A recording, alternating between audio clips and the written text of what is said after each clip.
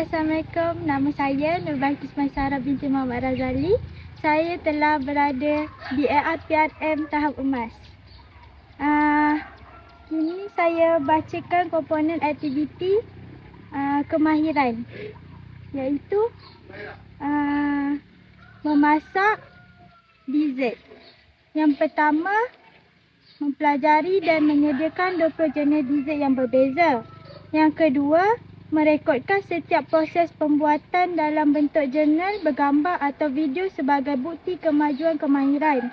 Yang ketiga, menganjurkan satu sesi jamuan kecil untuk keluarga setiap hujung minggu bagi mendapatkan maklum balas rasa dan tekstur. Yang keempat, mempelajari hiasan plating yang menarik untuk menonjolkan bakat seni memasak. Yang kelima, meningkatkan kemahiran membuat dessert sebagai merealisasikan impian saya.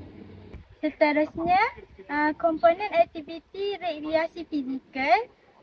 Saya mengambil aktiviti larian jarak sederhana. Matlamat yang pertama, meningkatkan stamina dan mencapai berat badan ideal melalui rutin larian konsisten. Yang kedua, melakukan larian sejauh 3 km hingga 5 km sebanyak 3 kali seminggu. Yang ketiga, menyasarkan penurunan berat badan secara sihat daripada 53 kg kepada 49 kg dalam tempoh program.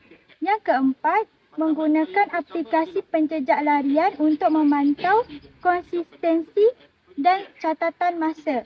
Yang kelima, melakukan aktiviti renggangan dan penunjukan badan untuk meningkatkan fleksibiliti serta mengurangkan tekanan mental. Yang terakhir, komponen aktiviti khidmat masyarakat, iaitu aktiviti sukarelawan. Yang pertama, menyumbang tenaga dalam aktiviti kemasyarakatan bagi membina sasiar diri yang positif. Yang kedua, melibatkan diri dalam program gotong royong atau membersihkan kawasan kejiranan sebulan sekali. Yang ketiga, membentuk sikap bertanggungjawab dan berdisiplin diri dengan melaksanakan tugas yang diberikan semasa aktiviti sukarelawan dengan baik.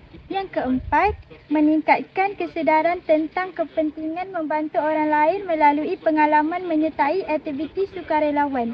Yang kelima, memberi bantuan secara langsung kepada warga emas, kanak-kanak atau keluarga kurang bernasib baik, melakukan aktiviti pengajian makanan, baju atau keperluan asas. Sekian, terima kasih daripada saya. Jumpa lagi.